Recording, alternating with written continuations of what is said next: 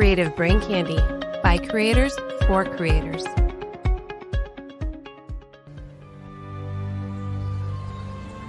I just can't get used to this. I mean, I just keep waiting for you to disappear. Oh, it'll happen, believe me.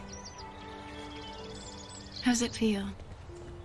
I mean, I know what it's like to watch you go, but what's it like to always be the one that's going? Sometimes it feels like you've stood up too quickly.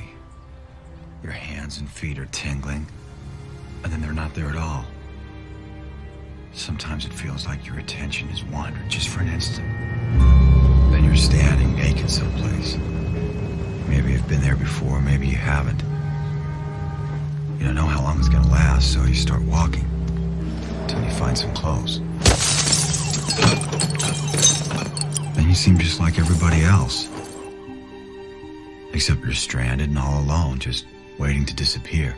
But you get to see people from the past. People who are gone. Like your mom. Yeah, but the thing is, you can't change what happens to them.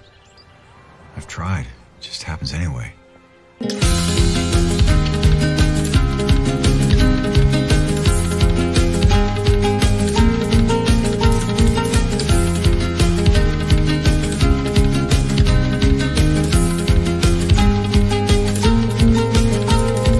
Hi, everyone, and welcome to Smoking and Drinking in Space. This is a sci-fi podcast from a couple guys who think they know sci-fi. And this week, we discuss the film that even your non-sci-fi watching significant other will watch with you and probably enjoy. Starring Eric Bana and Rachel McAdie, it's 2009's The Time Traveler's Wife. But first, he's the friend who urges Claire not to marry the time-traveling nutbag, but ends up being best friends with him anyway. It's Rob. How you doing, Rob? Dude, I would marry the time traveler. You would? You got a man crush on Eric Bana? No, just a man crush on time travel. Oh, yeah, there is that. Yeah. Did you get your time travel boner on this one? Yeah, I did. Hold on a second. God damn it. God almost forgot. Damn it. Yep. All right, and he's the one who put this on the list, trying to troll us, but ended up giving us a decent movie to review. He's the host of Legends of S.H.I.E.L.D. and Better Podcasting, and he often finds himself naked in strange places. It's SP. How are you doing, SP? Naked in strange places? If you're time traveling, you got to show up naked in every place. It's the entrance that you make, which in the book, you see, what we didn't discuss is the fact that The Time Traveler's Wife was a best-selling novel from 2003. And in the book... Is it from Nicholas Sparks? No. And in the book, that's The Notebook. In the book, there's a bunch of things, like he even has a tooth filling that he can't take with him, so he gets the tooth pulled instead because the filling doesn't go with him and stuff like that. So, yeah, the time travel mechanic, we'll discuss the mechanics of time travel in this universe, I guess, later. But yeah, lots of Did you actually read the book? No, but I've read enough reviews to know what the differences are between the book and the movie. Wow. Yeah. Gotcha. Okay. All You right. read the book for this to prep. So, Rob, you got any news for us this week? Yeah. Hold on. I got one more bite of my Star Crunch. God. Oh, I knew you were going to do this. At least it's not a fudge round. Yeah, that's that might be next time. You got your insulin with you? I do. Okay, Look, good. You get me a shit gift like that, I'm gonna milk it for all. It wasn't a it's worth. shit gift. It was there for you to enjoy, just not on It the is. show. No. If I want to make sure that you know that I am enjoying your gift every week. How much did you get him every week? It was it was a lot. I got 2 boxes of oatmeal cream pies. I got a box of chocolate chip cream pies, a box of Star Crunch, a box of fudge rounds, and then a box of jelly cream pies. And each box has what, 6 or 8 in it? Yeah. Let's see. So you're good until Star summer. Crunch. Yeah, Star Crunch. I got 12. Okay. Oatmeal cream pies. Yep. 12. It looks like about a dozen in each. Yeah. So, So you are good for the rest of the year. if I only eat them during this, yes. Which that is my goal. Is 2022, the year of the Little Debbie snack cakes. This podcast is not sponsored by Little Debbie. Not a No, sponsor, no. but could be with the amount of Little Debbie's I'm shoving down my fat face. Rob, give us your news. All right, so scientists took a step towards building a real-life warp drive. Yep, saw that. Totally by accident, though. Wasn't totally by accident. The best Well, it was discoveries are by accident. Yeah, it was by accident. So a team of physicists they accidentally discovered a real world warp bubble. Man, try to say that when you're high on cough syrup. Or real sugar. world, or that too. Real world warp bubble. They were trying to observe the structure of Casimir cavities. So that's like cavities in your Casimir tooth. Oh my God. You're such an idiot. I don't know what Casimir cavities are. And you didn't bother to look it up. Well, Are you no, it going to wasn't. use PEM particles to get down to the scale that you would need to use this? Because it's down to a nanoscale. Yeah. Look, we got to start small before you can start big. Wait, if you start small, you're not going to start big. You start small and then go big. Well, that too. Go big or go home. Look, You have no idea what you're talking about, do you? I don't even know where I'm at right now. So Where am I? this was done by Dr. White in his DARPA-funded research, but it was Yes. done in Limitless Space Institute. So are we talking about the same Limitless like in the movies and the TV show Limitless? Oh, so that's how they made the pill. With Isn't PEM Limitless particles? PEM particles pills. What? PEM particle pills. What? Well, you got to get them small enough, so you got to use PEM particles to get down to, the Ant-Man PEM particles. Yeah. Dude, we brought superhero into this. Thanks, SP. I appreciate that. I tried. Oh my God. Yeah. I hate So, both of you. You know that, right? Yep. Limitless Space Institute team centered around a real but tiny warp bubble that they weren't trying to do, but they did anyway. So, next stop, the stars. Well, possibly. I mean, so since this was DARPA-funded research for something that was totally unrelated to the warp bubble that they found, they're not going to be continuing with the funding that they've gotten from DARPA on the warp bubble. They'll continue with their current research project, and then maybe somebody will pick this up, or they'll look at it later on. But No, you know that they're already looking at it. It's in some black site somewhere. no, probably not. Yeah, they're looking into it. All right, I only got one more. What? You only have one more? Yeah, I only did 2 this week because, it was the holidays. I mean, and I might have a third depending on what his second is. Oh, sweet. So, yeah, this is a tag team. Let's see. What's my second one? There it is. God. Hey, so good news. Everything is going according to plan with the James Webb Space Telescope. They have started to deploy a bunch of stuff. The latest thing that they deployed was the aft momentum flap. Looks like a big giant mirror sail looking thing. Basically, it's out there so that whenever they finally deploy the big collector, right? The big sail type collector thing. Are you talking about the shield, the heat Yeah. shield, or are you talking Yeah. about the actual mirrors? Because it's two different things. the heat shield. The heat shield. When they deploy that, the cosmic rays will slowly push it off of it. It'll exert pressure on it and slowly push it off of its trajectory. So they put these little rudder sail looking things out to help counteract that, so that they don't have to spend as much in fuel costs, right? Because fuel is precious. Sure. It can only take what it took. It can only use what it took. It can't make its own. So did they take actual liquid fuel or some sort of gas fuel up there instead of using like some sort of ionic engine to keep it in its halo orbit? I don't know. Yeah, I don't know what kind of fuel they used. It's got a normal reaction Propellant? control system on board, yeah. I think. I haven't taken a look at the specs and the propulsion, but it's the only way I could think of to actually put it into its orbit, stabilize it. It's slowing down, but you still have to stop when you get there. So I'm pretty sure they've got something like that. Like an ion engine would be a whole different set of rules. I did 2 projects in my undergrad. One was on plasma propulsion. The other was using a solar sail to actually do propulsion. So I've got some experience in both. And I would not want to do any sort of ion or plasma propulsion with a space telescope. Oh, okay. Is that just because you can't get it up to the speeds that you need to quick enough? It's just too much energy. Too much energy for the space that you have and weight that you have to get to orbit. I mean, this thing's massive. It was lifted up on an Ariane 5 rocket, which is one of the heaviest lifters that are available right now, at least until SLS and the Starship gets going later this year.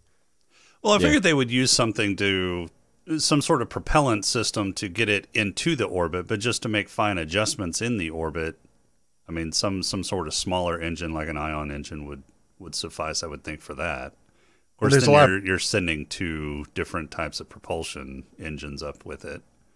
Yeah, a lot of energy needs to go into an ion propulsion. So let's see. It's got a propulsion subsystem, which includes fuel tanks and rockets, attitude control systems. Yeah, so it's normal, conventional propulsion. Okay. Yeah, and it's so in the article that I sent, there's also going to be a link to where you can see what kind of steps that it still has to do. So the next step is they're going to tension the sun shield. So once they get the flaps deployed, the sun shield comes out, they'll start tensioning it, and then they've got about another dozen or so steps before sending it on its merry way. Yeah, it had a total of 29 days from launch until it reaches its spot in L2, and it launched on the 25th of December, so we're talking the 23rd or 22nd of January before it gets to where it needs to get going. It's moving pretty quick. 29 days is when it does its L2 insertion burn. Yeah, currently as we're recording this, and we're recording this on January 2nd, its cruising speed is 0.3664 miles per second, and its distance is 57.4% complete to its L2 location, and it's currently 516,000 miles from Earth on the way to about 1 million miles. So, by the time this comes out, it'll be close to 1 million miles from Earth. Yeah, so it'll be interesting. Like I said on the last recording, I am looking forward to the first images. I figured some alien's going to be mooning us or something. You're such a dork. All right, SP, did he steal your thunder, or you still have something? Oh, there's no thunder about it, but yeah, that's what I was going to talk about. It's a successful launch of James Webb on the Christmas Day, on the 25th of December. The most notable thing is there was no interaction with Santa Claus as it was climbing up into the clouds. So, at least they didn't shoot down Santa Claus while launching James Webb. With NASA's track record, that was a possibility. True. Right. Maybe Santa had already done his deliveries in Florida by that time. It wasn't launched from Florida. It was launched from Guyana. Yeah. From where? Yeah. French Guiana down there in South America. Yeah. Oh, I didn't realize they launched it down there. Yeah, the ESA actually launched it. It wasn't NASA that launched it. They bought gotcha. space on the Ariane 5, which is an ESA rocket. So did you watch Spider-Man, SP? The latest? No, I have not watched the latest yet. I have not traversed to a theater yet. I actually know a couple of people that went and then they got COVID, so no direct correlation, but there was enough significant correlation for me to go, maybe I'll just let this one slide for a bit. Okay. Why did you ask him that? I was just curious. You could have asked that after the show. No, you're trying to drag superheroes into my sci-fi show. I know what you're doing. Yeah, I am. But instead, let's listen to a commercial from somebody on the CBC Co-op, shall we? Fine. Yeah. Hello, everyone. This is James from Simply Stogie's podcast. a member of the Creative Brain Candy Media Cooperative, inviting you to check out simplystogies.com for the latest in cigar reviews, product reviews, lounge reviews, and in-depth interviews from around the industry. If you're interested in cigars or the cigar culture, visit simplystogies.com. And thank you for listening to this podcast on the Creative Brain Candy Media Co-op. All right, who's ready for a pod crawl? Always. Sure. Let's do this. We can call it, I don't know, say a pod crawl? The pod crawl! Pod crawl! Pod crawl! Pod crawl! Excellent! Insert it deep! Pod crawl! Kind of like a space suppository full of information. A young Henry and his mom are heading down the highway on a snowy winter's night in the 70s, when seatbelts were a novelty and cars were built out of explosives. A delivery truck starts slipping on the road, and Henry's mom can't quite avoid clipping it, which sends her in a spin directly toward another truck. But before the two collide, Henry vanishes to 2 weeks earlier, where he sees himself and his parents in their living room. He disappears again and finds himself naked and cold on the side of the highway, where he watches his mom's car collide with a truck in a fiery explosion. Confused and alone, a strange man comes up to him, wraps him in a blanket, tells him that he's also Henry, that young Henry is a time traveler, and then older Henry finds himself naked in a library. He finds his clothes nearby, gets dressed and moves on with his librarian duties. Later, Henry meets Claire, who is looking for a book in the research library, and she seems to be very aware of who Henry is, even though he's never met her in his life. As Claire fangirls all over Henry and secures a date that night with him, he gets prepped, but then travels again, finding himself naked someplace in Chicago. He breaks into a place and steals some clothes, but is then quickly picked up by the cops and placed into custody. As the officer is calling it in, Henry travels and leaves nothing but clothes behind in the squad car. He meets Claire, a little late due to his quick trip to the past, and she tells him that she's known him since she was 6 when she met him in a meadow where she lived as a girl. He would come by on occasion, letting her know when he was going to be there next so she could meet him. They continue this for the next 13 years until Claire meets him in the library. From dinner they move on to sex at his place, meet the friends, meet the family, and then get engaged. On the wedding day, Henry takes another little trip just before the ceremony. However, a Henry from the future comes to stand in as groom, much to the delight of Claire, as she seems to like them older. Young Henry comes back just in time for the first dance, and they start their new, convoluted life together. They sell all of their old, crappy furniture and move into a small apartment with new furniture, where Claire proceeds to cover it all up and use most of the space for her studio. After a while, Henry's traveling starts to wear on Claire as she gets to spend romantic dinners alone, Christmases, and New Year's alone, and finds a new studio to hang out in to get away from the amazing disappearing Henry. However, they find marital bliss again soon as Henry finally knocks Claire up, and they are expecting their first child. But a child isn't in the cards yet as Claire miscarries, and even on subsequent tries the pregnancies don't come to term. They suspect the fetus is also a traveler, and is traveling out of the womb, and Henry can't take the pain of the loss, so he heads to his local vet to get neutered. Immediately after getting snipped, he travels back to the meadow and meets up with Claire, who is hopefully 18 at this point, as he disregards doctor's orders by having sex immediately after being clipped. When he returns back to his own time, he tells Claire he's now shooting blanks, and she's pretty pissed at him and tells him to ride the couch for a while. Late that night Claire gets a call from a past Henry that he's in town for a bit, and he's naked and cold, and could she please come pick him up? She obliges and falls out of her pattern by nailing a younger Henry, probably to grab some genetic material from his man-cake mix. Successfully impregnated, Claire shares the news with Henry in a middle finger kind of way, and tells Henry they will no longer fight, and be super chill so this baby doesn't want to leave the womb. Henry is still a nervous wreck until one day he travels to the zoo in the future, and meets his future daughter, Alba. Alba tells him she's a traveler too, and she even saw them once before she was born as they were arguing in public. He's elated that she makes it, and is smart and healthy, and she can even somewhat control her traveling, but she has some bad news for him. He ends up dying when she's 5 years old, so it's been a while since she's seen him. They say their goodbyes as she heads back to her class, and he gives the good news to a very preggers Claire. Alba is born, friends and family are supportive, they all live idyllic lives, and then on Alba's 5th birthday, older Alba comes to pay a visit, and tell younger Alba that daddy's going to die that year. Younger Alba talks with Henry about it, and he tells her not to tell Claire, but she does anyway, and Claire has a heart-to-heart with Henry. Henry then travels, gets hypothermia, comes back, is restrained to a wheelchair, travels to New Year's and the day he dies and watches it all play out. On the day he dies, Henry says his goodbyes to his best friend and wife, and then travels to the meadow on a snowy day during deer season. Unfortunately, his father-in-law has bad aim, and instead of hitting the much larger deer he was shooting at, he hits Henry. Henry travels back and dies in his own hall. Later, a past Henry travels forward past his own death to meet his 9-year-old daughter. They catch up. Alba sends some kids to tell her mom to come quick, and roll Claire getting to see Henry one last time in the meadow where they met, and where are the tissues, credits. All right, 2009 is The Time Traveler's Wife. So this is a dramatic romance film that has a sci-fi foundation in it.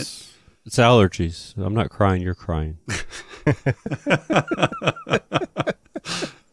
And hey, wait a minute, time out. Since you brought it up, I'll admit I'm teared up again after watching this, I don't know, 10 years ago or whatever. I teared up again at the end. Jason, are you hard ass here? Are you non-feeling, or did you have some misty eyes? No, I may have had a few tears. Yeah. Okay. I didn't. Little watery eye. I didn't. You just You're admitted such you a did. liar. I know. I did it for comedic effect. I actually didn't tear up. Did you not? No. Was your no. raging timer boner getting in the way? Look. I mean, I'm glad it went down after 2 hours, because any longer than that, I'm probably going to have to go see my doctor. No, it's 4 4 hours. hours. I know. That's what I'm saying, though. It's 2 hours. It went down. So I was starting to get a little worried, because it had been 2 hours with a heart on. Oh, my God. But I was a little creeped out. Yes. Yeah, there were some like creepy Is that like- elements in is this that like movie. Yeah, So did she have like Stockholm syndrome? Yeah. Like, I A no, form I of don't. it? It's not Stockholm syndrome. I know it's not, because she wasn't a captor, but I mean, a captive. He captive- gaslit her. She got gaslighted bad. Well, As a matter of wait, fact- no. How did he gaslight her? That's not how gaslighting works either. By You could telling say her- maybe he groomed her. Okay. So he groomed her. So he's telling her the entire time from 6 to 18, indirectly and then directly, that they are going to get together in the future. So it gives her predestiny, and she feels like she doesn't have a choice. It's going to happen anyway. And then she was so into him, especially after the 18th year old get together. Yeah, that- 18-year-old kissy. Yeah, she was totally infatuated. That did it. She was in there.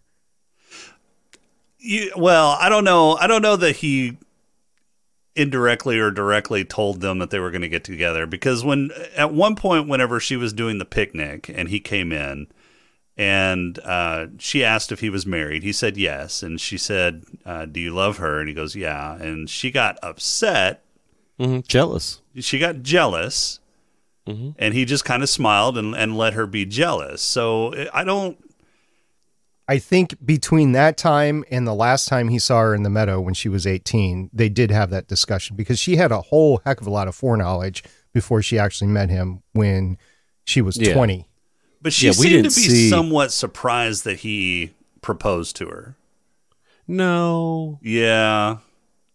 Because No, one I of the don't- things she said was, she said no at first so that she could exert her free will to see if she could actually do that.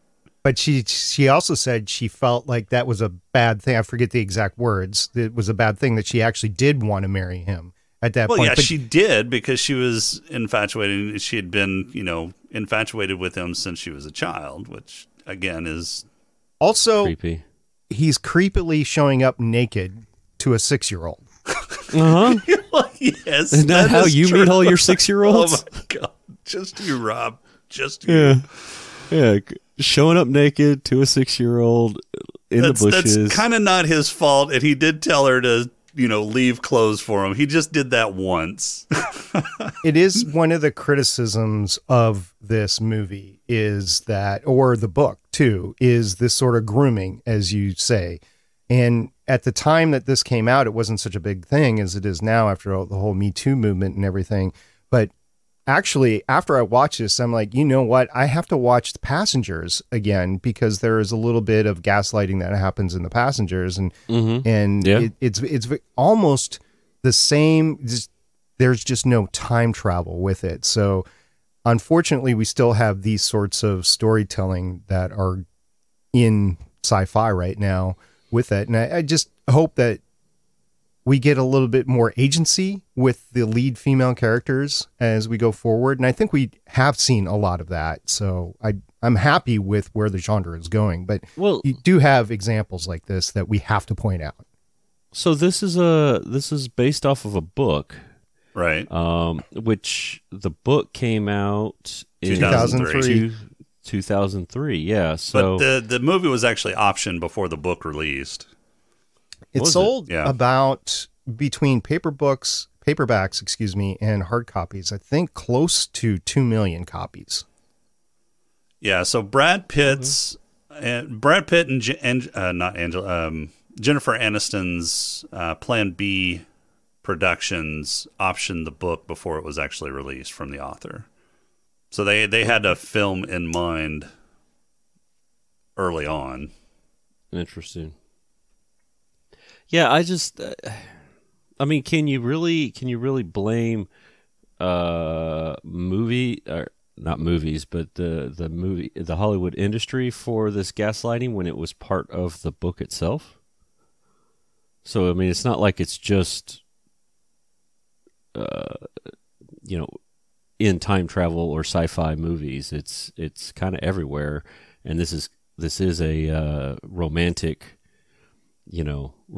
book or whatever. Yeah, romantic drama, I would call it. Yeah. Again, I don't think this is gaslighting. I don't. So what is? I mean, it's something. It's something. I mean, he knows when he meets her for the first time. When he meets her for the first time, he has no idea he's going to marry her. Well, but no, what I'm saying is when he meets her as a young lady, a young 6-year-old girl, he knows that there is history of some sort, right? I mean, history, it's future. His wedding night. It's his wedding night. Remember? Oh, it is. Yeah, that's right. It was his wedding night. Yeah. He disappears while they're jumping up and down the bed, and then when he comes back, he said, "I was in the meadow with 6-year-old you." Oh, that's right. That's right. So, that's yeah, right. okay. So, which is the first time that he has met her, right? Yes, I think so. It could be the second time. Now, so let's talk about that. So let's talk about causality. So that kind of introduces a paradox, right? Because he had never met her before he saw her in the library. In the library, yes. But she had met him in his version. Yeah. But she had met him, right? So multiple times. You can't really put the onus on him that they got together and got married because he had no foreknowledge and he had never met Claire until they were actually married. He had never met 6-year-old Claire until they got married. I just backpedaled from that. I think it was the second time they met. Remember, he left the first time and he said, "I'll be here next Tuesday at 4." I think it's that meeting. So think it's the second time. I don't know when the first time was that they got together. Let's find out. In the meadow. Research on the phone. Hold on. I don't know when he met her the very first time. It's not ringing a bell to me at any time. In the movie, at least. In the book, there might have been some telltale signs. And there are some differences in the book than the film, as there always are. In the book, Gomez, the best friend, is in love with Claire, and we didn't see that. Here, he cared about his her. Own. Yeah, he had Clarice, but he wasn't in love with her. I think you kind of got that idea when they first introduced Gomez. He seemed awfully protective of her, and it almost seemed like he was a little bit jealous that Henry came around whenever she first introduced him to Gomez and his wife. But then they kind of dropped that throughout the rest of the movie, and it seemed like, Gomez was just friends with Claire at that point. Yeah, they took a little bit of the horror out of the movie because in the book, Henry loses both feet, and yet in the movie, it's frostbite, and he's just in a wheelchair, which effectively was the same thing, but it was less gory. In the book, Claire's brother, Mark, shoots Henry and not his father-in-law. And for the wedding, there's actually a civil ceremony that they did after the actual religious ceremony. because, of course, it was we'll talk about this later, the older version of Henry came in, and so they just wanted to make sure it was actually legitimately legal.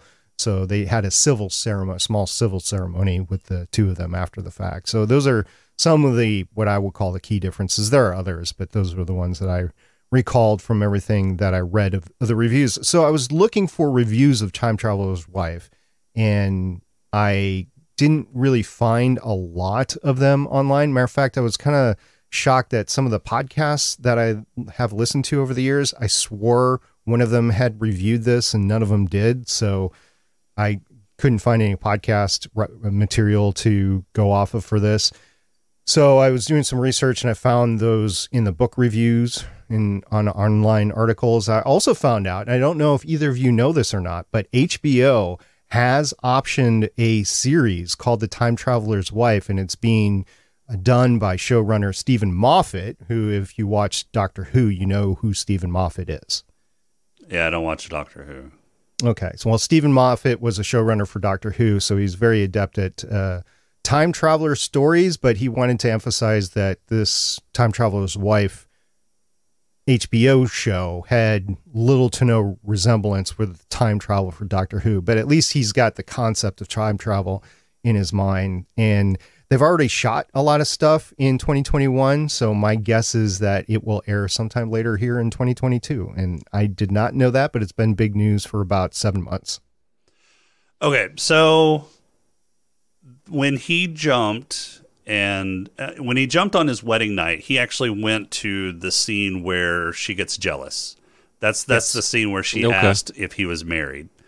And so he kind of smiled because he'd just gotten married. But when Claire first met Henry, it was an older Henry. So it was after their marriage. It was older than Henry was whenever they got married. And because on his wedding night, he asked Claire, Are you disappointed that you're not marrying the older Henry? And she goes, I am. He's just not here yet.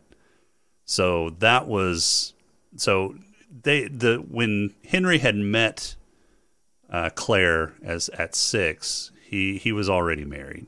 Yeah. Right. Okay. Henry had jealousy issues with himself. This is an ongoing thing where he's always jealous of the older him because Claire had fallen in love with the older him. And he always doubted if she was in love with him. So this goes back to the causality discussion. Can you blame Henry because they were already married? He already knew that he and Claire were going to get married, and I don't think that he had telegraphed anything to young Claire about them getting married. But even if he did, that wouldn't have been the causation for them getting married, because when he first met Claire as an adult, he'd never seen Claire before, so that couldn't have been the causality or the causation of them getting together. I don't know. I always felt that he did or said something when she was a teenager, or just by the fact that he came around so much when she was a teenager, that in those formative years that she decided that this was going to be a thing for her and there was going to be nothing else in her life. Matter of fact, I don't know even in the book if she dated outside of him at all. Yeah, I don't know. I haven't read the book, so. Yeah, I haven't either. But in the articles I read, I don't remember hearing of her dating anybody else. So I think she was saving herself for him. So did she really have the option of not him? I don't know. I don't think she did, but it's up for your interpretation. And I guess that opens up the discussion of predestination versus free will. Since nothing that they could do could change anything, I'm thinking it's predestination, because he couldn't change the fact that his mom died. He couldn't change the fact that he himself died. And she couldn't change the fact that he died.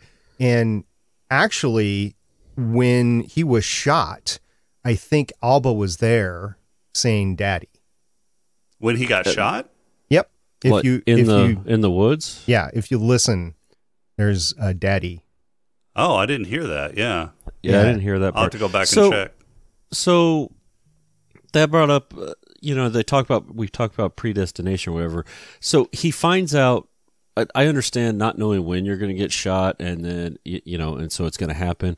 But we find out exactly when it happens, right? He knows when it's happening. It's happening on New Year's Day because he time traveled to it and all that kind of fun stuff, or New Year's Eve, whenever.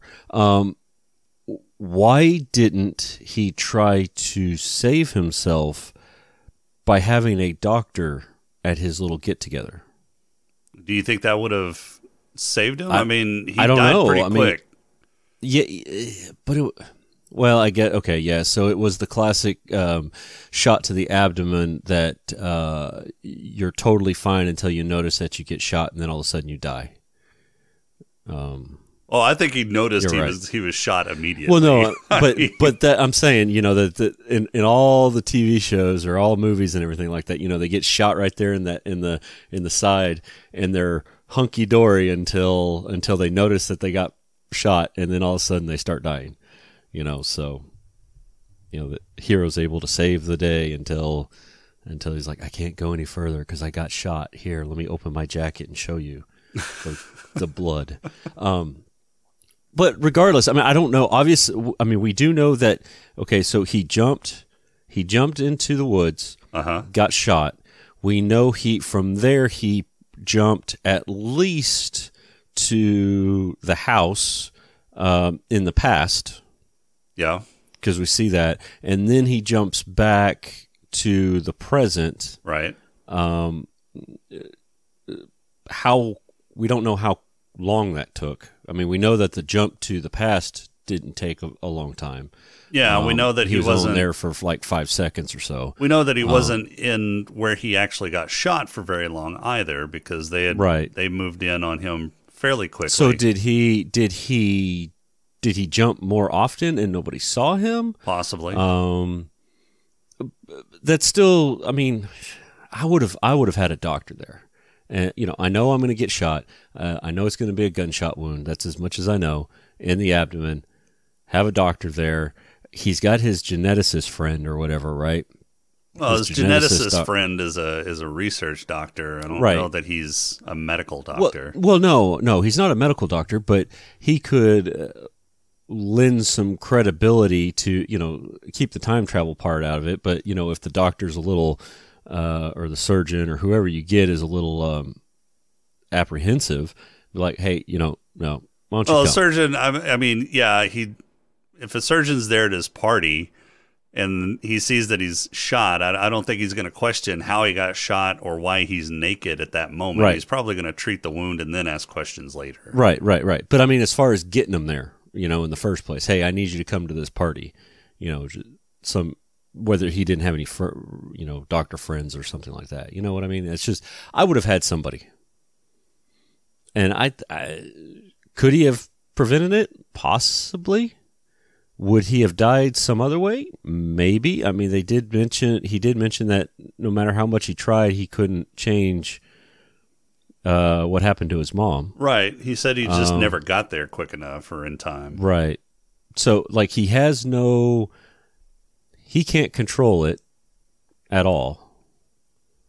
But you would have thought, so we know he jumped back into the subway or whatever, you know, and met his mom in the subway. Mm-hmm. Why didn't he, during one of those jumps or something, say, hey, on this date, stay home?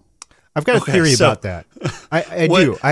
If some stranger comes up to you on the train and says, hey, on this date, stay home, are you going to do it? Are you even going to remember it? I mean, you might remember some weird fucker coming up to you on the train saying stay home on a particular date, but are you really going to take advice from some strange dude on a train? My theory is that she knew it was Henry. And my theory is based on she was a time traveler too. Remember, this is genetically transferred from parent down to the kid. So I think she was a time traveler and she could control it because she was singing. And she tried to tell Henry to sing, and he said, well, I just can't sing. And he tells that to Alba later on, too. Oh. But I think she knew how to control it because she was singing. And therefore, if you take a look at that scene in the train, she knows this is Henry from the future.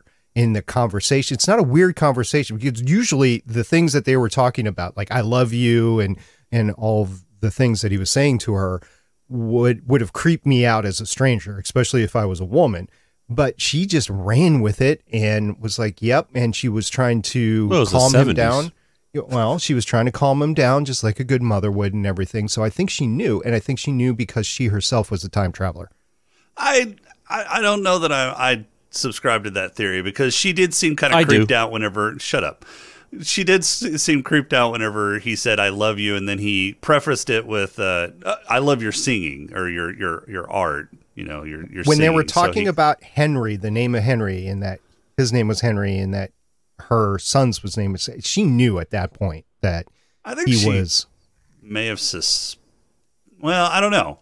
Because in the car at the very beginning of the movie, when she looked back and she saw Henry disappearing, she had kind of a look of shock or because it was the first time she saw it happening to him.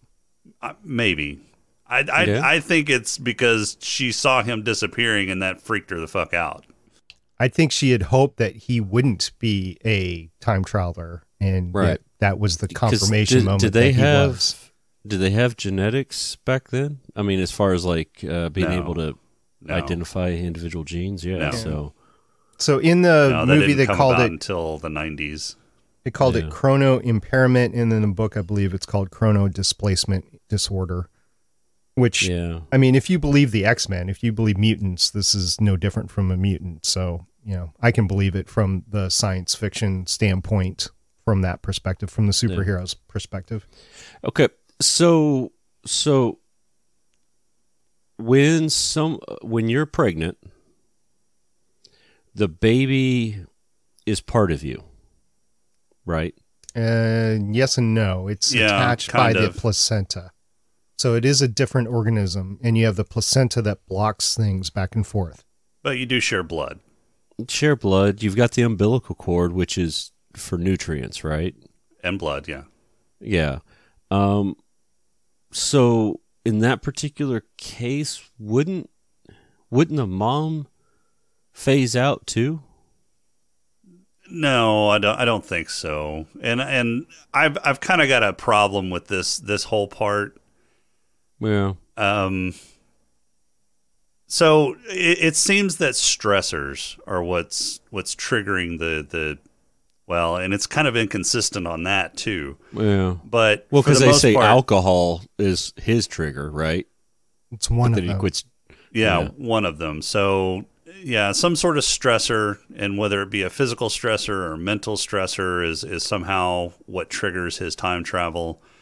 But even that's inconsistent, because when he was gone for 2 weeks during Christmas and New Year's, he said he tried to drink to trigger it again, and it wouldn't happen. So maybe stressors aren't the trigger. Maybe it's something else that they just didn't figure out or whatever. But they were kind of inconsistent on that. So I think the triggers were plot convenience. I have a theory on the holidays. The theory to me is that he really didn't want to go back to her. Because of it's the settling in and, oh my gosh, what have I gotten myself into, and that sort of thing. And that's why she's mad, because she thinks, whether true or not, the perception is that he didn't want to come back to her. And I think a little bit of that was true.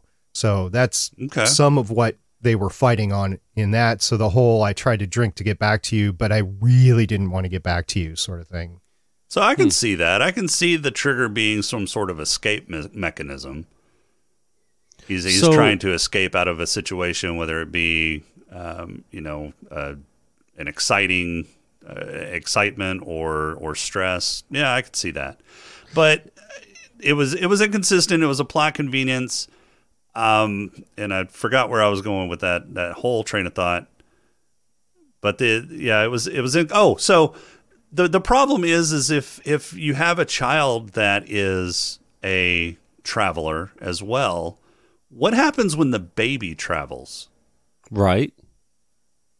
I mean, the baby has no defense mechanism, and all of a sudden the baby travels someplace. I mean, that's... I don't because it didn't have a bottle. It was hungry. Right. And then it, poof, disappears into a time. Yeah, it's just gone. I mean, how long does it take to come back? And what happens in that point? Because depending on where it's at, It may have no protection from the elements. It may be in a very dangerous spot in the city. Yeah, that's a whole can of worms that they didn't touch, and I don't think they could have.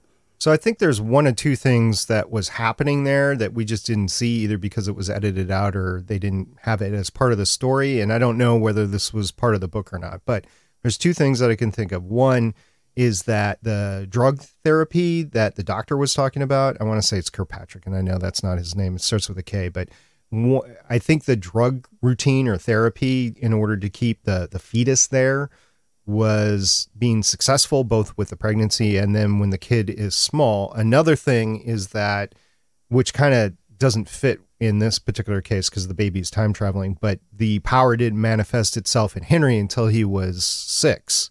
So maybe it takes, when he got knocked on the head. Yeah, there was some massive trauma or something like that. So that leads credence to Claire thinking, well, we just have to keep calm and serene and not get excited and we can't fight or anything like that.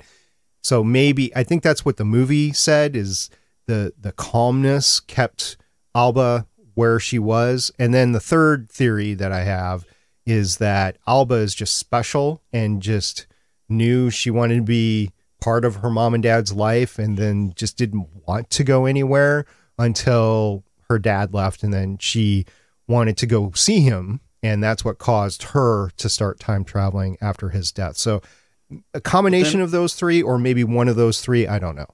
But then how would the fetuses travel? They weren't calm. I mean, if you subscribe to the calm or the serene theory, they got excited because mom was fighting with dad. Yeah, that just seems like a big... Yeah, but she lost gap. one in the middle of in the bed in the middle of the night. She lost one while she was eating.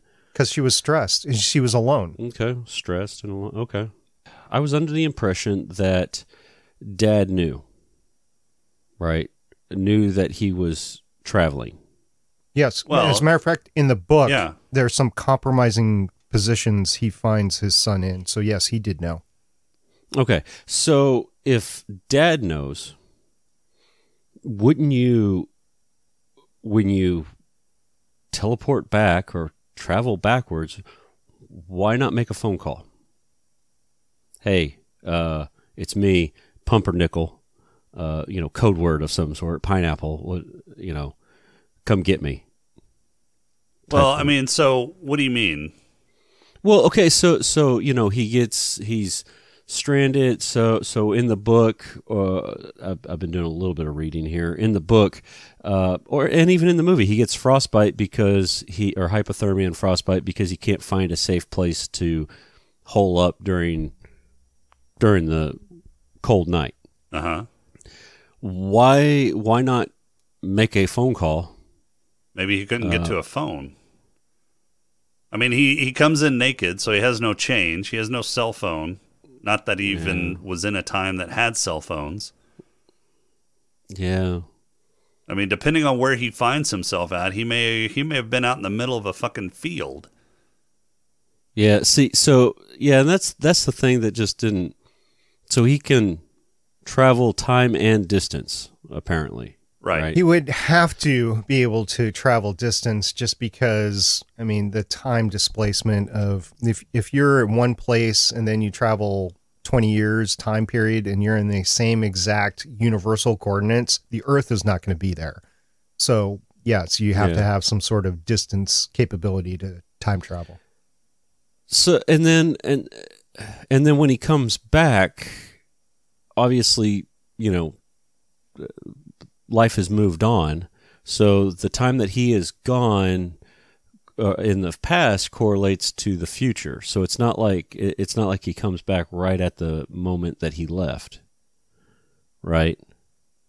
Yes. That's what I gather. Yeah, so the time that he spends, the time he spends in the past or the future is also elapses, and he loses that time. So he doesn't gain any time when he travels. In my notes, I put it follows the timeline of Henry if he was a normal person living. Yeah. So one of the things that they mentioned in the movie is that he had never traveled past his own death. until the very end of the movie. Till towards the end, yeah. Well, it was the very end. It was the last time that we see him travel. Whenever he he traveled past his death when he saw his daughter at the zoo. At the oh, zoo. That's right. That's right. Yeah. Yeah, and we've seen it we saw it a few times. We know that he saw her at least twice before the final jump. So my theory on that is somehow Alba herself extended the time period that he could travel. Like he can travel in his lifespan and he can travel in Alba's lifespan. Oh, because since it's a genetic anomaly and she shares genetic material with him, she shares his genes. That would make sense. Okay. As a matter of fact, he's getting anchored through her. Yeah. One of the fun facts about this movie, it was actually shot in 2007 and it was supposed to be released in 2008, but they couldn't do that because they had to do some reshoots. There were two things that prevented the reshoots from being done in a timely manner. Yeah. One was seasonal. It had to be the right season in order to shoot some of the outside shots.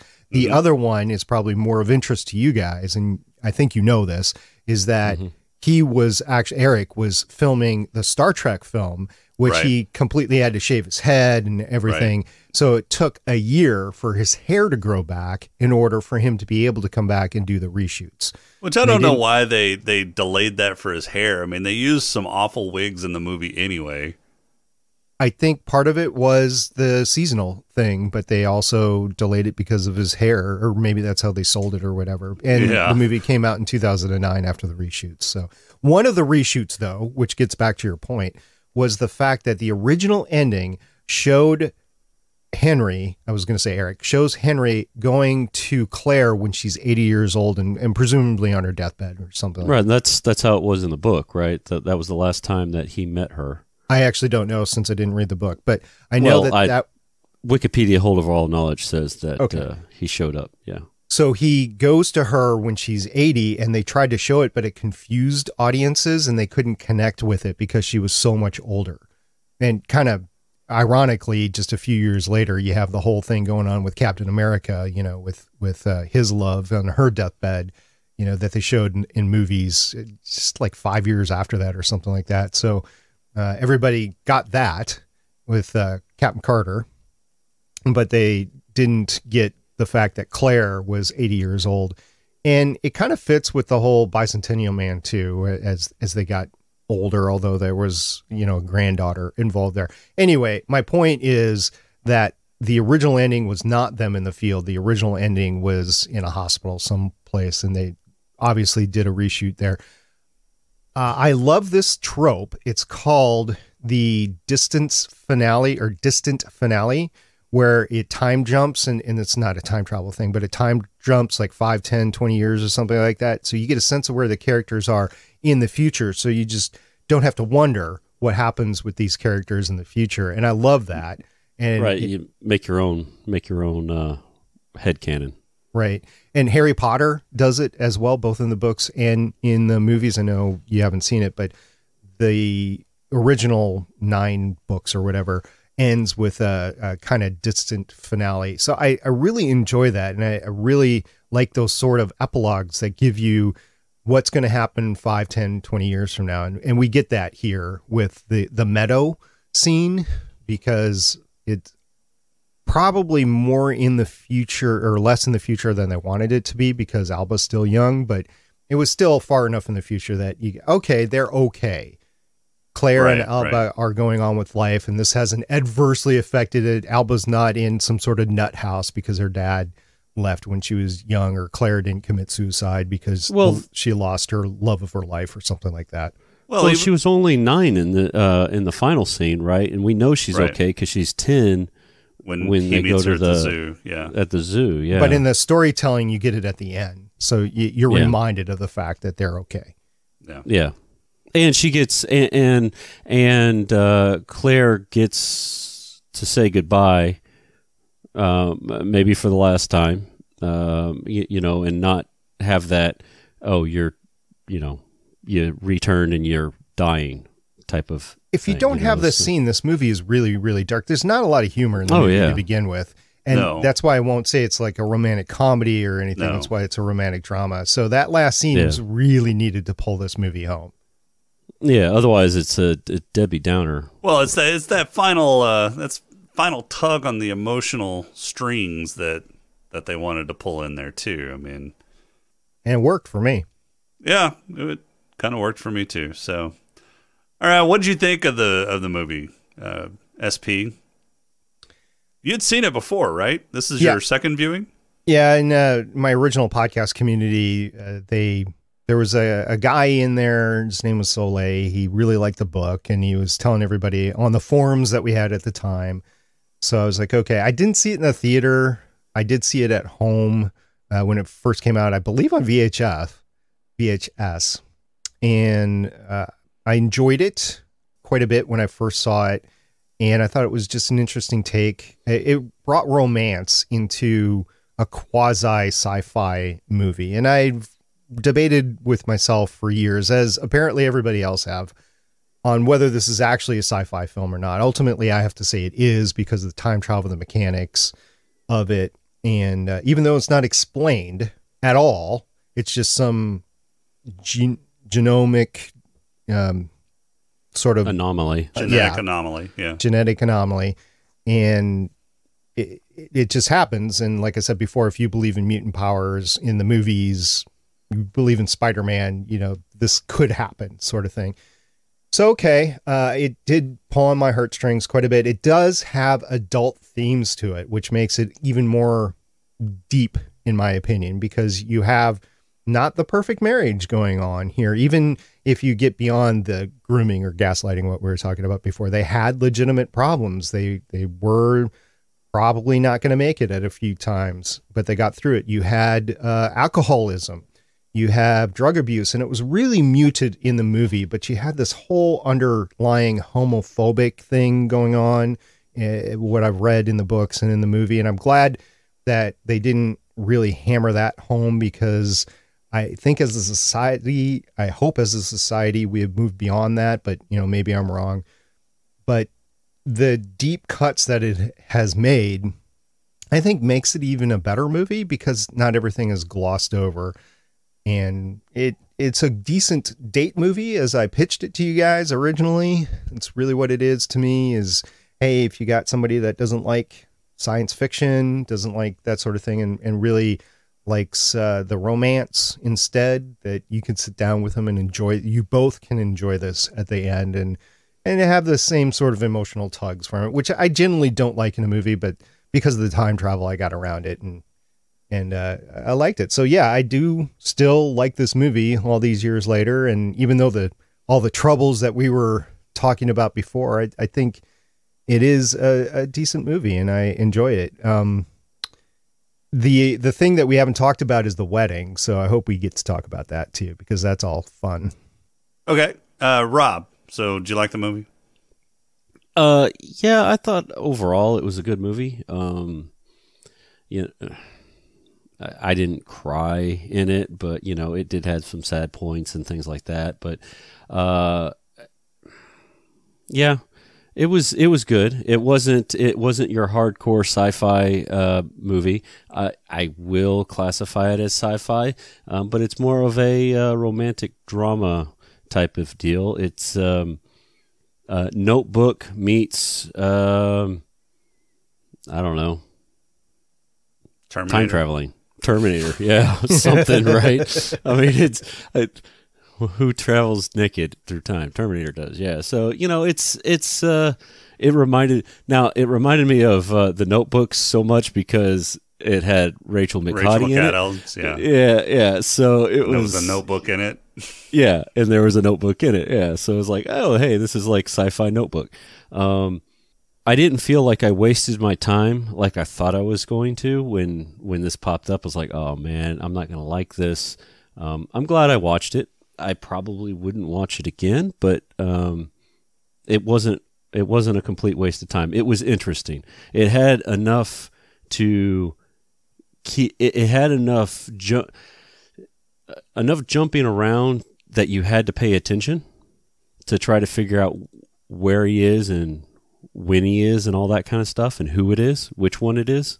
So I thought I that kind of kept me going. I like how they did the wedding scene with the he left and they're like, oh shit, and then he shows up older, obviously. Yeah, older him shows up and gets married. Right. So which brings the question, he was jealous of the younger guy, but obviously at some point in time he got over it and decided, I need to do this because she's good for me. Right? I think the younger guy was jealous of the older guy. Right, that's what I'm saying. But at some point he got over it because I guess he turned into the younger guy or the older guy, right? I mean, I don't think he got maybe. Yeah, I don't think he ever got over it myself, but I think he appreciated the fact that because the emotions of the day, the stress of the day made him time travel, that future him was able to come in. In the book, there's this whole scene, I guess, about him somewhere else appearing the same day and finding out what the date was and knowing that he had time traveled. He busted his butt to get back to the farm or wherever they were to get married in order for him to be there for the ceremony. So he was doing it for the younger guy, but the younger guy, I think he was still, I don't know. He was doing it for Claire. Yeah, doing it for Claire. And see, and that's the weird thing is it's like, I had a wedding and I don't remember it, but I know I need to be there. Right? No, he remembers his wedding. No, he doesn't remember his wedding until it happens to himself. Right? Wait, what? He was never there. His older self would have remembered the wedding. Yeah, I understand what you're saying. His younger self was not there, so he didn't know. Would not remember it until he actually got there. Right. Yeah. All he remembers is the dancing part, right? So I mean, the only thing he experienced of the wedding was the dancing. So okay, but he knew that he got married. Well, he was at the reception. Yeah, he remembers his wedding. Well, he remembered he got wedding. And so, as his older self, he's going to realize, oh, today's my wedding. I need to get there because my younger self has jumped. Yeah, and that's when he actually remembers his wedding. So she has all these memories of so he life. Remembers. Yeah, he doesn't remember the ceremony until. Yeah. He actually participates in it. Yeah, that's so confused. It's so mind trippy, and just the fact that you're like, everybody around you has these memories of things that happened while you were gone, and yet you were there as an older person potentially, right? And yeah. Actually, as the book explains, whenever he asks somebody what the time was, because he can never carry a watch anyway, because the watch would just leave him the second he time traveled. Right. His friends would always tell him the time, but then tell him the actual date too, because they never know who they're talking to. Right. Which one they're talking to, unless he looks, different, like he's got gray hair that time or whatever. Yeah. Yeah. Huh. Yeah, that was funny. His older gray-haired self comes and and everybody just kind of looks at him odd, but doesn't really question it, which is. And Gomez was just like, "Thank God somebody's here." Yeah. Put on the suit. Let's go. Yeah. And the dad knew. That's when I knew for a fact that the dad knew, is when all of that happened, and he was when they were talking about you never saved mom. That's when you knew that the dad understand what was going on. Yeah, but it was nice to see that he got himself sobered up to be part of his life, right? Be part, and then eventually be part of his grandchild's life, because you see clips it was an overall charming story. Yeah. So, all right, SP, anything else you wanted to cover on the wedding? No, that was it. Just the hilarity of the older guy coming in. Right. Yeah, so I like the movie too. I mean, yes, it is not hardcore sci-fi. You don't have a time machine that's doing the time traveling, but I mean, this is right along the vein of even classic sci-fi, where you have some sort of science fiction element, and then you explore how that science fiction element affects people's lives, and that's the whole thing with the sci-fi genre. It's not necessarily about the technology or the actual science fiction elements. It's how It's how life reacts and how people react to that technology or science fiction element. And I think this is a good example of that. And it's a really masterful way that they interwove a romantic dramedy, or not dramedy, a romantic drama into, they wove science fiction elements into a romantic drama. I think they did a really good job doing that. All right, Rob, you got a haiku for us this week? I do.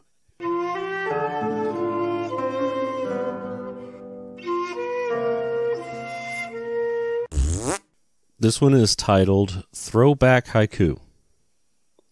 Can't control the jump. Time Closet is more sci-fi. Not a bad drama. You think Time Closet is more sci-fi? Yeah. Yeah. So you think 11/22/63 is more sci-fi than The Time Traveler's Wife? Just barely. Because there's a SP? closet. Yeah. Yeah. What do you think? See, I never actually watched 11/22/63 because you guys ragged on it so much. So doing a direct comparison. It's worth a watch. I didn't rag on it. Okay. Well, I might. James ragged on it mostly. I mean, I thought the book is if I had to recommend the series or the book, I would definitely recommend the book over the series. So if you don't want to waste time on both, because it'll take you about the same amount of time to watch the series as to read the book, I would read the book. Okay. Well, given the fact that I know there's a closet that does time travel, and they do not explain the genetic anomaly other than the fact that there is one, it's like a will seizure. go, epileptic seizure. Yeah. I'll go with, that's plausible of what Rob said. Yeah, sure. More time travel. More sci-fi. Okay. So there was actually more time travel and kind of more exploration of the effects of time travel in this movie than there was in 11/22/63. But there was causality in 11/22/63, right? Yes, very much so. He'd change something and it would totally throw things off, and then he'd have to go back. And this was reset. all predestiny. Yeah. This was all predestiny. Nothing that we saw on screen actually changed anything in the future that we saw. True. I mean, there were probably minor changes, but well, and won again the lottery. that kind of brings us back to the time paradox of, well, it's the chicken and the egg paradox. So which happened first? Did he travel in time and meet Claire, or did Claire, so how did that entire chain of events start? Because he wouldn't have been able to. So from his perspective, right? This is all from his perspective because he's the one time traveling. The first time they meet is in the library, and that would have happened no matter what, because she was going to school there and he was a librarian. Right. She wasn't actively looking for him. She just knew that he would find, or that she would find him at some point. But it was her actions that made it to where they got together. So she was the one that invited him out on the date because she had foreknowledge. She had known him since she was 6.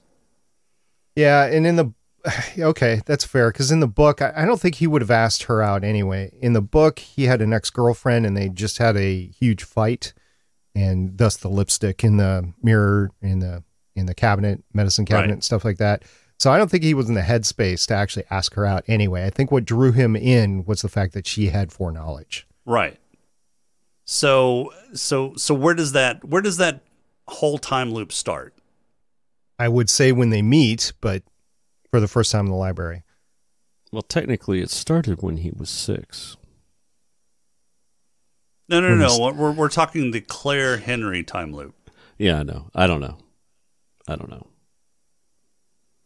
Because we're saying that the whole reason they got together was because Claire pursued him. But she wouldn't have pursued him if he had never traveled back to see her in the meadow. But he had knowledge of her whenever he traveled back in the meadow because they had met in the library and they'd gotten together because they were already married. Perhaps the very first time that they actually met in the library, she kept on going back to him for her research project because she needed some specifically research and he was the expert. and that they would have ultimately got back together then. But then that would have changed the second time around, the 2nd loop around, and we never saw that first time. So change could happen. So there is causality. Because without causality, that paradox doesn't work. If you subscribe to what I just said, yes. If you subscribe to the fact that he was going to get together with her no matter what, maybe a rebound, whatever, that first night, and that they just stayed together after that. I don't know. She definitely wouldn't have had the foreknowledge the first time around. So her having the foreknowledge changed everything. Yeah, whatever. This is Rob's department. Rob, why aren't you speaking? Because Rob's my brain hurts. It's going around in circles. This is so they talk about it. Nothing I do will change it. So this is more predestination than it is cause and effect, right? So it was always going to happen the way it happened because it happened that way. Hence the paradox. How did it start? Right. I mean, I'm my own grandfather. He's a type of... You are? Yeah. That's the wrong paradox. Well, but I mean, it's kind of, it's in that particular vein in that, okay, according to Henry's timeline, he never met her. And then he met her and got together and blah, blah, blah. According to Claire's timeline, she has met him since she was a little kid. So if she didn't say anything, would it have changed? Maybe. I don't know. We don't know. So the only possibility is the first time that they met was when she was 6 and they weren't married. Right. They weren't married when he first... No, they were going. No, they were because he was an older Henry. One. Yeah. He definitely knew who she was and gave her all of her background. The very first time. He knew her whenever they first met at 6 because he knew that her brother had fallen out of the tree and broke his arm.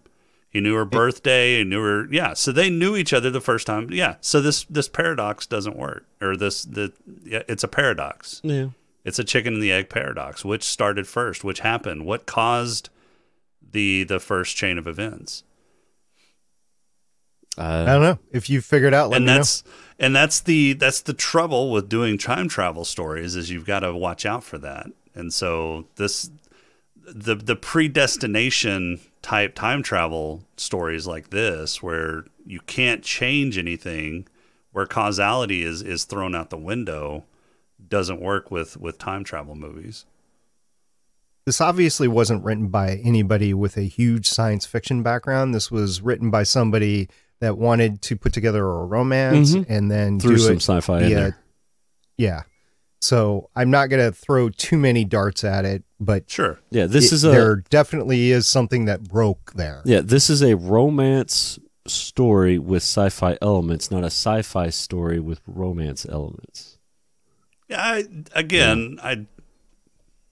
I see what you're saying, but I kind of disagree because I think the sci-fi elements played as much of a role in the story as the romance elements. Well, it did. More. It did, but so you can't say it's a romance movie with sci-fi elements.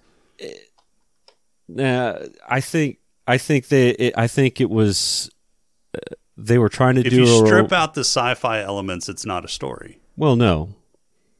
But if you strip out the romance elements, it's not a story either. So, I mean, it is they're in this particular case they're intertwined. But I think ultimately they were, the author was probably trying to create a romantic novel and wanted to throw some sort of sci-fi, time travel into it and intertwine it in there. And it's not somebody that normally does something like that, so doesn't think about this paradox of the chicken and the egg and all that at the same time to break your brain. So basically, this is what happens to the main character, Peter, from Office Space. 10 years later, this is what happens with his life. Oh, yeah. Yeah. Ron Livingston. Mm-hmm. Yeah, he moves to Chicago and and becomes experiences best this. friends with the time traveler. Yeah, Changes I can his see name. that. Yep. Hey, I've got a limerick, by the way. You do? I do. Oh, well, let's hear a limerick.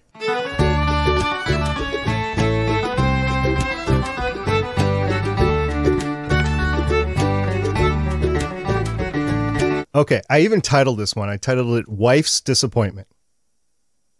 Henry and Claire, time travel romance. Time travel mechanics, not a glance. Gomez and Christie, friends. Wedding party, Benz. Little Alba needed to enhance. Very nice, very nice. Who's got awards? Yep. I do.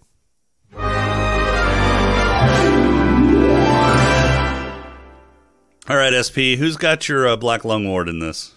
I didn't see anybody smoking. Not that there was somebody smoking. I just don't remember it. So I'm just going to go to Claire's dad for firing the gun. Oh, shit. Okay, Rob? I like that. Smoking gun. Yeah. So basically, it was Claire's dad for the reason why he died. Yeah. Yep. Nice. Okay. Is that yours, or well, I had were you just reiterating what SP said? No, I'm gonna jump on his bandwagon there because I didn't have anything. It was gonna go to Doc Cottle. Yeah, mine's going to Doc Cottle. Yeah. So that was my choice. All right, Rob, who's got your head lush? Oh, I gave it to Henry for drinking with the coffee and drinking with everything. Trying to cope with his time traveling before he met Claire. Okay. SP? I'm going to go with Henry's dad, although Henry was a strong contender. Yeah, I'm going to go with Henry. I know his dad was a pretty hard drinker too, but in fact, he said, that was one of the things that we exuberantly shared or something like that. But I'm going to go with Henry because they showed Henry more often drinking, just kind of self-medicate and try and keep himself from traveling. So Henry's going to get mine on that. I went with the dad just because he was drinking longer, but yeah, whatever. Yeah, it works. That works. SP, who's got your player? Oh, definitely Henry, because, he got around quite a bit throughout the years. Younger him hooked up with older Claire, older him hooked up with younger Claire, basically different versions of Claire. And so I'll give him the player for that. Okay, Rob? Yeah, I gave it to Henry for, getting himself a youngin' at 18. Okay, so I'm going to go the opposite way. I'm giving mine to Claire because she actively pursued Henry in the library. I still think she's the catalyst that started all of this. And not only did she also hook up with older Henry, but she hooked up with younger Henry too. Got herself a baby.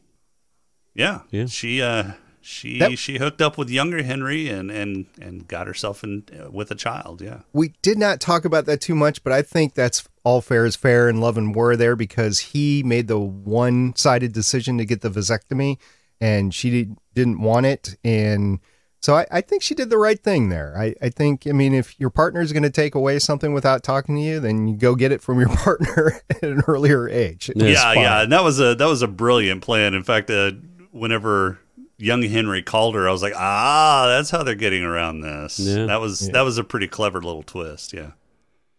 All right, Rob, who's got your purple hippo? Oh, I gave it to 6-year-old Henry for his first jump. It's a good one. Yeah. SP? Wow. Yeah, that's a good one. I don't think mine competes. Mine's just Claire because of the whole grooming thing that we were talking about before.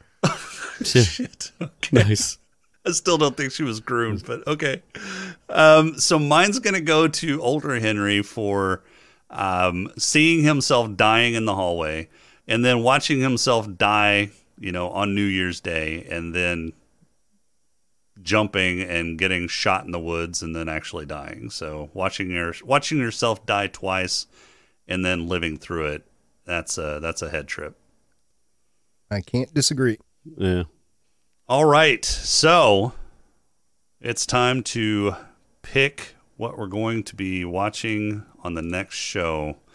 SP, since you're the guest, I'm going to have you pick a number, and you're going to pick a number between 1 and 159. 95. 95, all right. Rob, tell me when to stop. Okay, stop. Number 95. All right. Well, this is a series, but this is a series that we've been wanting to do for a long time. So thank you, SP. Your pick is really good. So starting next episode, we will be discussing the series where in the 24th century, a group of humans untangle a vast plot which threatens the solar system's fragile state of detente. This stars That's ambiguous. Stephen Strait. Oh, now it's Dominique not. Tipper. Now it's not. Wes Chatham. Yeah. And Shora Aghdashloo. It is The Expanse, 2015's The Expanse. So we're going to start covering The Expanse. We'll be doing a season a week. Oh, binge city. Yep, a season an episode for The Expanse. So the next 6 episodes of Satis will be covering the entire run of The Expanse. Thus far, season 6 is rumored to be the last season, so probably just these 6 episodes. So definitely tune in and get our take on The Expanse. Are we going? The first season is probably my favorite, but they're all really good. Yeah. Are we going to? Are we going to let James in on this little secret? Because he kind of likes it too. Maybe we'll see. We'll see. That'll make him so busy. Hey, James, guess what? Hey, can we have you for an episode? We're going to cover The Expanse. Yeah, sure. Which episodes? All of them. All of them. Pick a season. It's a great series. One. Great series. I'm really thankful that Jeff Bezos took the series over from Sci-Fi and brought it to the season that it's at right now, season 6. Because it's just great. I think with Amazon taking it over, they were able to do some stuff that they couldn't do on, basic cable. Mm-hmm. That Sci-Fi, you just can't do some stuff. So a lot of more raw language that kind of fits some of the scenes and episodes.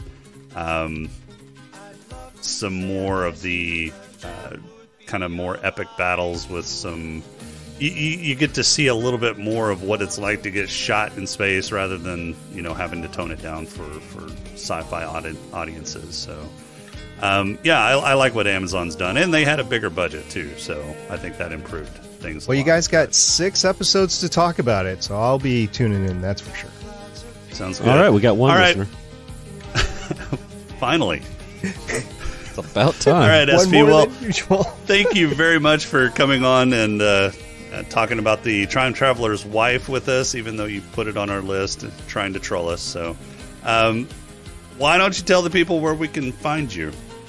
Well, you can find me at gonnageek.com, where you can find the podcast that I do about hobby podcasting called Better Podcasting, as well as my superhero show called Legends of S.H.I.E.L.D., all about the Marvel Studios productions, which does include Spider-Man. So eventually we'll get to talking about that when it starts streaming.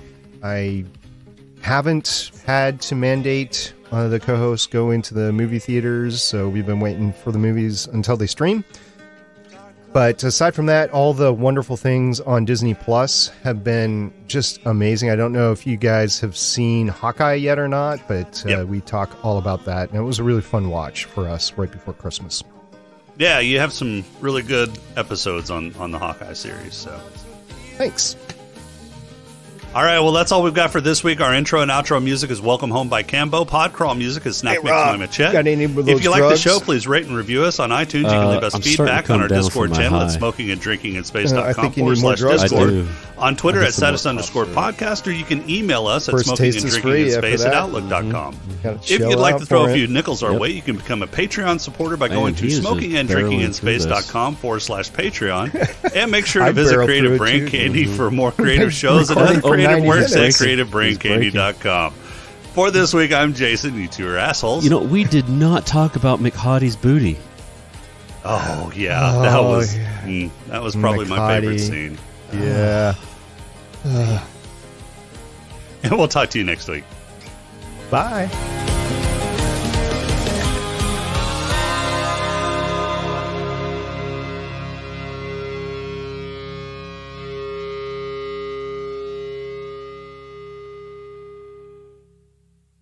What would the porno version of this be? The time traveler's dick. The time traveler's MILF. MILF. Yes. Yeah.